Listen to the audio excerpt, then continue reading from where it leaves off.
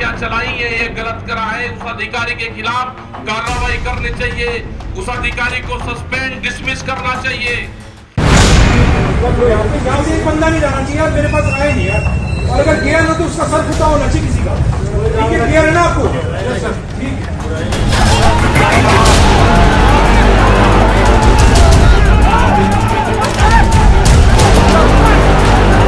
अधिकारी कोई और नहीं है, उस अधिकारी का चाचा आरएसएस में एक बड़े ओहदे पे है, वो आरएसएस की फैमिली से है। इससे कोई भी नहीं जाएगा वहां, इसी तरह का स्पष्ट कर देता हूँ, सर छोड़ देता।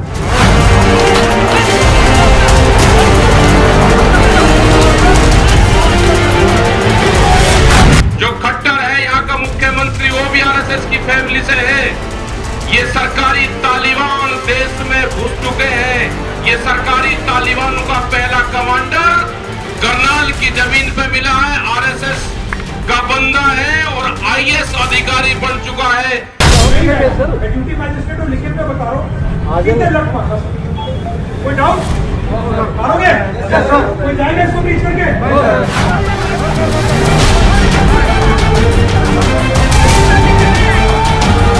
नमस्कार, लिविंग इंडिया हरियाणा देख रहे हैं सभी दर्शकों का स्वागत। मैं हूं आपके साथ अतुल वर्मा।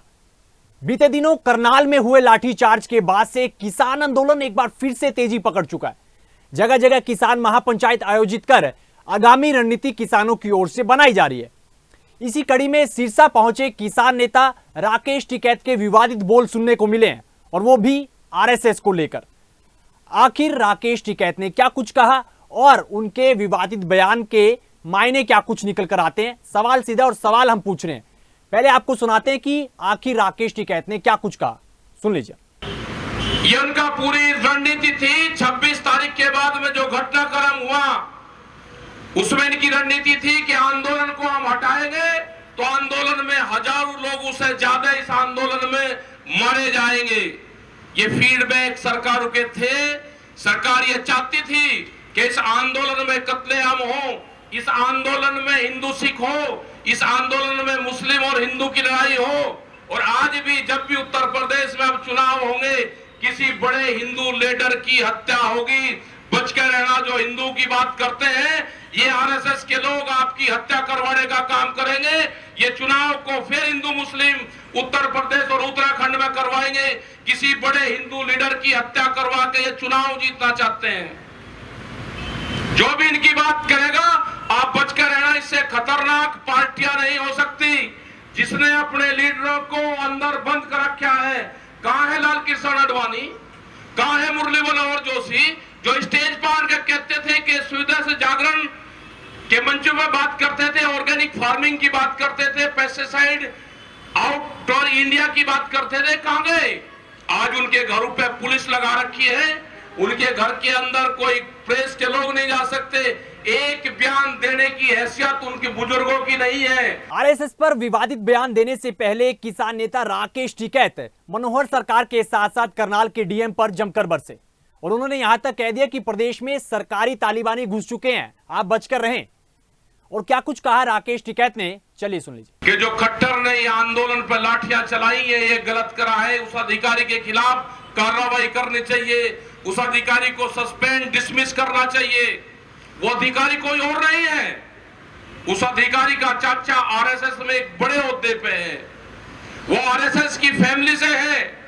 जो खट्टर है यहाँ का मुख्यमंत्री, वो भी आरएसएस की फैमिली से है।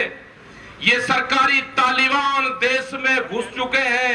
ये सरकारी तालिबानों का पहला कमांडर करनाल की जमीन पे मिला है, आरएसएस का बंदा है और आईएएस अधिकारी बन चुका है। अगर हमको खालिस्तानी कहोगे तो हम आपको सरकारी तालिबानी कहेंगे।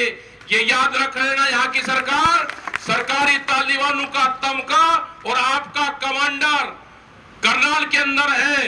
ये किसान उसको कभी माफ नहीं करेगा। तो चलिए, इस खबर पर ज्यादा बातचीत करने के लिए हमारे साथ फोन लाइन पर जुड़ रहे हैं संयुक्त किसान मोर्चा में बड़ा चेहरा मंजीत राय जी। मंजीत जी, बहुत बहुत स्वागत है आपका लिविंग इंडिया हरियाणा पर। और पहला सवाल मेरा आपसे यही है, राकेश टिकैत का विवादित बयान निकल कर आया है, आरएसएस पर उनका विवादित ये बयान है, आप कैसे देखते हैं इस बयान को? देखिए, मैं उसको बयान नहीं मानता, वो सत्य है। ये बीजेपी का असली यही चेहरा है और इसको पीछे से आरएसएस चला रही है जी। तो उनका यही चेहरा है। वो हिंदू को सिख से लड़ाते हैं जी। हिंदू को मुसलमान से लड़ाते हैं। जब इलेक्शन आती है जी। तो वो फिर कुप्रस्तीय पार्टी है और तो पीछे से आरएसएस के शासन उनको धर्म के नाम पे लड़ाओ, जाति के नाम पे लड़ाओ, तो अपनी जो सत्ता हासिल करो।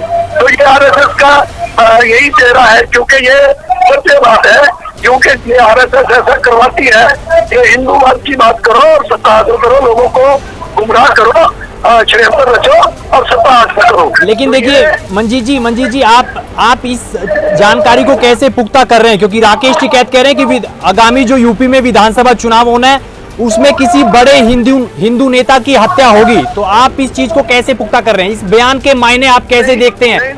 नहीं, जो वोट कैसी का बयान है उसके लिए तो वही बताएंगे। ये मैं ये नहीं कह सकता कि हिंदू किसी नेता की हत्या होगी, मैं ये नहीं बोल सकता। लेकिन ये मैं बोलूंगा कि ये खुद करवाएगी आरएसएस के वहाँ पर ऐसा माहौल क्रिएट किया जाए कि जो हिंदू मुसलमान को लड़ाया जाए, हिंदू सिख को लड़ाया जाए, फिर ये लगे लोगों को ये हिंदुत्व की रक्षा करने वाले जो है वो बीजेपी है केवल। तो ये इनकी नक्शा है कि ऐसा षड्यंत्र रख सकते हैं और आरएसएस इनके पीछे वही करवाती है। ये बात भी सत्य है। मंजीत जी देखिए, आप ये मानते हैं कि सीएम मनोहर लाल आरएसएस से जुड़े हुए हैं? बिल्कुल मानता हूँ। नहीं तो फिर सीएम मनोहर लाल तो ये भी कह रहे हैं ना कि हमने जितने भी किसान हैं उनको बैठने के लिए तमाम सरकारी सुविधाएं दी हैं, तो फिर वो ऐसा क्यों करवाएंगे आपके साथ, बताइए। क्या क्या सुविधाएं दी है जी उन्होंने? कोई सुविधा नहीं दी। यहाँ पर आकर देखिए, साइडों पे जो रोड है उसमें इतने खड्डे हैं, गंदा नाला भरा पड़ा है। हम लोग खुद सफाई कर्मचारी अपने उनको हायर किया है, संयुक्त मोर्चा की तरफ से उनको उनकी मेहनत देते हैं।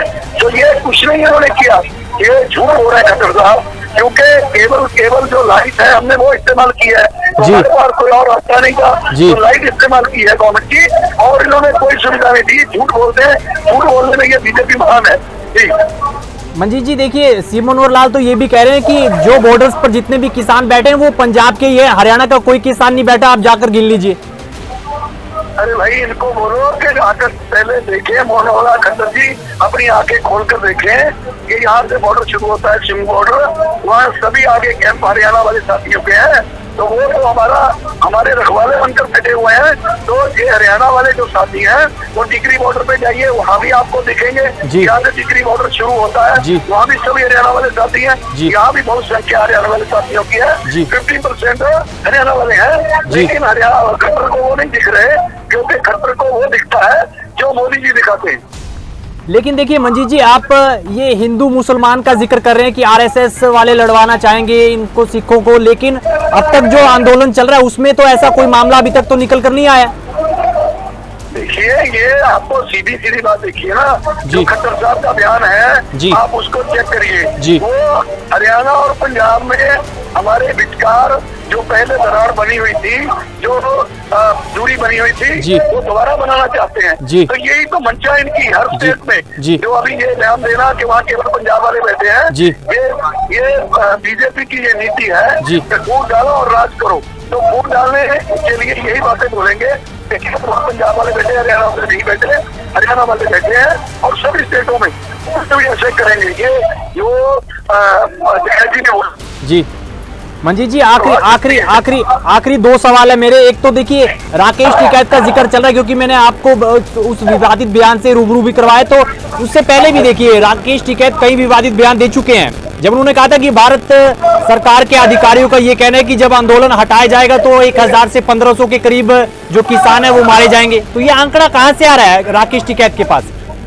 नहीं, देखिए ये तो वही बता पाएंगे, इसके बारे में मैं ज्यादा नहीं बोल पाऊंगा जी। लेकिन ये बात सत्य है उनकी, ये हर किसान जानता है, हरियाणा वाले किसान भी जानते हैं, पंजाब वाले भी जानते हैं, यूपी वाले भी जानते हैं, पूरा भारत का किसान जान गया है कि बीजेपी और आरएसएस जो है ये हिंदू को मुसलमान से लड़ाते हैं, हिंदू को सिख से लड़ाते हैं, हिंदू को ईसाई से लड़ाते हैं। ये राज डाल के वोट डालो और राज करो की जो नीति है उस पर ये बीजेपी चल रही है, उसी पे आरएसएस चल रही है। ये क्लियर हर किसान को पता है। आखिरी सवाल मेरा मंजीत जी, देखिए कहीं ना कहीं सीएम मनोहर लाल साफ कर चुके हैं कि अगर आप बाउंड्री क्रॉस करेंगे तो कार्रवाई जाहिर तौर पर होगी, और पहले जो कहीं ना कहीं लाठीचार्ज था वो किसानों की ओर से शुरू की गई, उसके बाद पुलिस ने एक्शन लिया, तो इस बात पर आप क्या रखना चाहेंगे अपनी बात? देखिए वो तो झूठ बोलने में महान है बीजेपी वाले। मैंने पहले बोला जी। कि जो वहाँ पर बैठे हुए साथी थे किसान, वहाँ जो लंगर लगा हुआ पुलिस वाले तो रोज वहाँ से लंगर छकते हैं, वहीं से खाना खाते हैं, तो उनका तो कोई झगड़ा ही नहीं था। वो साइड पे बैठे काले जमीन लेकर, ये तो प्लान हुआ। एसडीएम ने 1 घंटा पहले ऑर्डर किया कि जाकर उनके सर फोड़ो, वो सारी वीडियो आ गई। अब खट्टर साहब कुछ बोलते रहे, जब से तो रिकॉर्ड हो गया, अब तो वो कोर्ट में दिखेगा, क्लियर बात हो जाएगी। किसान झूठ बोल रहा है कि खट्टर झूठ बोल रहा, ये बीजेपी झूठी पार्टी है, ये नुकसान करेगी, ये हिंदू भाइयों का भी नुकसान करेगी, क्योंकि ये हमारे बीच शरारत करके हमको लड़ाना चाहते हैं, तो ये नुकसान करेंगे पूरे देश का। लेकिन सीएम मनोहर लाल ने तो एसडीएम को क्लीन चिट दे दी, उन पर कार्रवाई अब तक हुई नहीं है, तो आपकी तरफ से क्या अगला एक्शन होगा?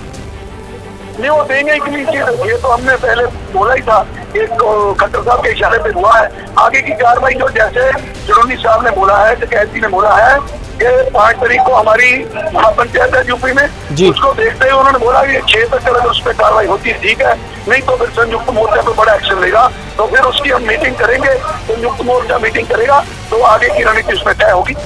चलिए, बहुत बहुत शुक्रिया मंजीत राय जी, संयुक्त किसान मोर्चा में बड़ा चेहरा, हमारे साथ बातचीत कर रहे थे। फोन लाइन पर तमाम मुद्दों पर उन्होंने अपनी राय रखी, और किस तरीके से जो राकेश टिकैत का जो बयान निकल कर आया उस पर भी उन्होंने खुलकर अपनी बात कही है। हालांकि थोड़ा सा कहीं ना कहीं बसते जरूर नजर आए कि देखिए जो राकेश टिकैत का बयान है उनसे पूरे तरीके से इत्तेफाक तो नहीं रखते हैं, जो बयान उन्होंने दिया है वो उनसे जरूर आप पूछें, लेकिन जाहिर तौर पर उन्होंने कह दिया कि सरकार जाहिर तौर पर हिंदू मुसलमान, हिंदू सिख को लड़वाना चाह रही है। तो फिलहाल इस वीडियो में इतना ही। इस खबर पर आपकी क्या प्रतिक्रिया आप जरूर बता सकते हैं वीडियो के कमेंट बॉक्स में, और अगर आपने अब तक हमारे फेसबुक और यूट्यूब पेज को सब्सक्राइब नहीं किया तो जल्दी से कर लीजिए। बाकी प्रदेश की तमाम खबरों के लिए आप बने रहें लिविंग इंडिया हरियाणा के साथ। नमस्कार।